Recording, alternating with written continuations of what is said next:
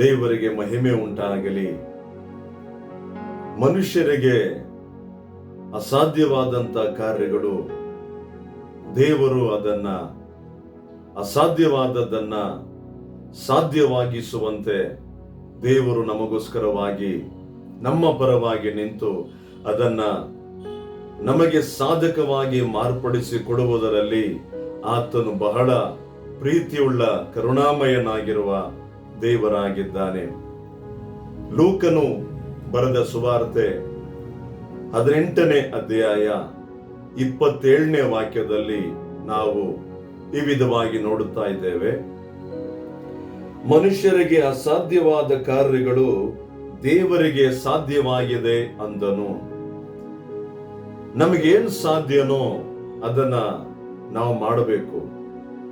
ನಮ್ಮಿಂದ ಏನ್ ಸಾಧ್ಯ, ನಾವೇನ್ ಮಾಡಕ್ಕೆ ನಾವು ಸಿದ್ಧರಾಗಿದ್ದೀವಿ ದೇವರ ವಿಷಯದಲ್ಲಿ, ಅಂದ್ರೆ ನಮ್ಮ ಕುಟುಂಬದ ಜೀವಿತದಲ್ಲಿ, ನಮ್ಮ ಲೌಕಿಕವಾದ ಜೀವಿತದಲ್ಲಿ ನಾವೇನ್ ಮಾಡಕ್ಕೆ ನಾವು ಹೊರಟಿದ್ದೀವೋ, ನಮ್ಮ ಒಂದು ಪ್ರಯತ್ನಗಳು ಪ್ರಯಾಸಗಳು, ನಮ್ಮ ಯಾವುದೇ ವಿಧವಾದ ಒಳ್ಳೊಳ್ಳೆ ಕಾರ್ಯಗಳಾಗಿರಬಹುದು, ನಾವದನ್ನ ಮಾಡುವುದಕ್ಕೆ ಮೊದಲು ನಾವು ಪ್ರಯತ್ನ ಪಡದೆ, ನಾವದನ್ನ ಮಾಡದೆ, ಎಲ್ಲವೂ ಕೂಡ ದೇವರೇ ಮಾಡಲಿ, ನನ್ನಿಂದ ಯಾವುದು ಕೂಡ ಸಾಧ್ಯವಿಲ್ಲ ಎಂಬುದಾಗಿ ನಾವು ಹಾಗೇ ನಾವು ಹಿಂಜಾರಿ ಹೋಗುವುದು ಅದು ಬಹಳ ಒಂದು ನಮ್ಮ ಜಯಕ್ಕೆ ಒಂದು ಸಿಗದಂತ ಒಂದು ಕಾರ್ಯಗಳಾಗಿರ್ತವೆ.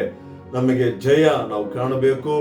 ಎಲ್ಲ ವಿಧದಲ್ಲೂ ನಾವು ನಮ್ಮ ಪ್ರಯತ್ನಗಳಲ್ಲಿ ನಾವು ಯಾವುದರಲ್ಲೂ ಕೂಡ ವಿಫಲರಾಗದೆ ನಾವು ಅನೇಕ ವಿಷಯಗಳಲ್ಲಿ ನಾವು ಜಯವನ್ನ ಕಂಡುಕೊಳ್ಳಬೇಕೆಂಬುದಾಗಿ ನಾವು ಯೋಚನೆ ಮಾಡ್ತೀವಿ, ಆಸೆ ಪಡ್ತೀವಿ. ಆದ್ರೆ ಅದಕ್ಕೋಸ್ಕರವಾಗಿ ನಾವು ಪ್ರಯಾಸ ಪಡದೇ ಇದ್ರೆ, ನಾವು ಪ್ರಯತ್ನ ಪಡದೇ ಇದ್ರೆ, ಮನಸ್ಸು ಮಾಡದೇ ಇದ್ರೆ ಹೇಗದು ನೆರವೇರಲು ಸಾಧ್ಯ? ಅದಕ್ಕೆ ದೇವರು ಹೇಳ್ತಾ ಇದ್ದಾರೆ, ಮನುಷ್ಯರಿಗೆ ಅಸಾಧ್ಯವಾದ ಕಾರ್ಯಗಳು ನನ್ನಿಂದ ಸಾಧ್ಯ ಎಂಬುದಾಗಿ ಹೇಳ್ತಾ ಇದ್ದಾರೆ. ಅಂದ್ರೆ ನಮಗೇನು ಸಾಧ್ಯನೋ ಅದನ್ನು ಮೊದಲು ನಾವು ಮಾಡಬೇಕು. ದೇವರ ಮೇಲೆ ಭರವಸೆವಿಟ್ಟು, ದೇವರ ಒಂದು ಜ್ಞಾನಾನುಸಾರವಾಗಿ ದೇವರು ಕೊಟ್ಟಂತ ಒಂದು ಬಲದಿಂದ ನಾವು ಅದನ್ನ ಮಾಡಬೇಕು. ನಂತರ ನಮಗೆ ಅದು ಅಸಾಧ್ಯವಾದಾಗ ಅದನ್ನ ದೇವರೇ ಸಾಧ್ಯವಾಗಿಸುವಂತೆ ನಮ್ಮ ಪರವಾಗಿ ನಿಂತು ದೇವರು ಆ ಕಾರ್ಯವನ್ನ ಜಯವಾಗಿ ಮಾಡಿ ಕೊಡುವುದರಲ್ಲಿ ಆತನು ಕರುಣಾಮಯನಾಗಿದ್ದಾನೆ. ಸತ್ತ ಲಾಜರನು 4 ದಿವಸಗಳಾಗಿರುತ್ತೆ ಯೇಸು ಸ್ವಾಮಿ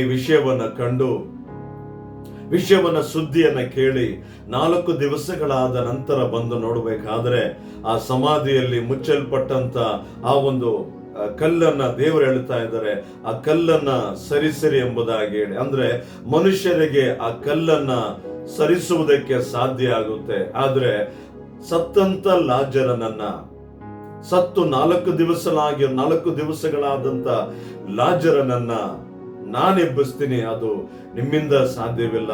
ನಿಮ್ಮಿಂದ ಸಾಧ್ಯ ಆ ಕಲ್ಲನ್ನ ಸರಿಸಬಹುದು, ಆ ಸತ್ತಂತವರನ್ನ ಆ ಒಂದು ಸಮಾಧಿಯಲ್ಲಿ ಇಟ್ಟು ಅವರನ್ನ ಶವ ಸಂಸ್ಕಾರ ಮಾಡಬಹುದು. ಆದರೆ ಜೀವಂತವಾಗಿ ಎಬ್ಬಿಸುವುದಕ್ಕೆ ನನ್ನಿಂದ ಸಾಧ್ಯ.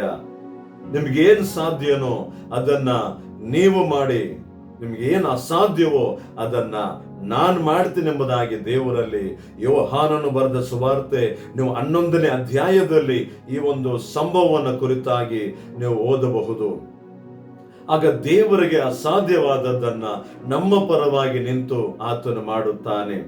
ಆಗ ಸತ್ತ ಲಾಜರನು ಜೀವಂತವಾಗಿ ಎದ್ದು ಬರ್ತಾ ಇದ್ದಾನೆ. ದೇವರು ಹೇಳ್ತಾ ಇದ್ದಾರೆ, ಲಾಜರನೇ ಹೊರಗಡೆ ಬಾ ಎಂಬುದಾಗಿ ಆಜ್ಞೆ ಮಾಡುವಾಗ ಆ ಶಬ್ದವನ್ನ ಕೇಳಿ ಯೇಸು ಸ್ವಾಮಿ ಬಾಯಿಂದ ಬಂದಂತ ಆ ಒಂದು ಶಬ್ದದ ಬಲ ಅದನ್ನು ಕೇಳಿ ಸತ್ತಂತ ಲಾಜರನು ಎದ್ದು ಬರ್ತಾ ಇದ್ದಾನೆ. ಇವತ್ತು ನಿಮ್ಮ ಜೀವಿತದಲ್ಲಿ ಏನೆಲ್ಲ ಅಡ್ಡಗೋಡೆಯಂತಿದೆಯೋ, ಏನೆಲ್ಲ ತಡೆಗಳು ಇದೆಯೋ, ಅವೆಲ್ಲವನ್ನು ಕೂಡ ನೀವು ಪ್ರಯಾಸ, ನಿಮ್ಗೇನ್ ಸಾಧ್ಯನೋ ಅದನ್ನ ಮಾಡಿದ್ದೀರಾ, ನಿಮ್ಗೇನು ಅಸಾಧ್ಯನೋ ಅದನ್ನ ಯೇಸು ಕ್ರಿಸ್ತನು ಮಾಡುತ್ತಾನೆ. ಆದ್ದರಿಂದ ನಿಮಗೆ ಸಾಧ್ಯವಾದದ್ದನ್ನು ನೀವು ಮಾಡಿ, ನಿಮಗೆ ಅಸಾಧ್ಯವಾದದನ್ನ ದೇವರೇ ಮಾಡಿ ಜಯವನ್ನು ಕೊಡುತ್ತಾನೆ. ಯೇಸು ಕ್ರಿಸ್ತನಿಗೆ ಮಹಿಮೆ. ಆಮೆನ್.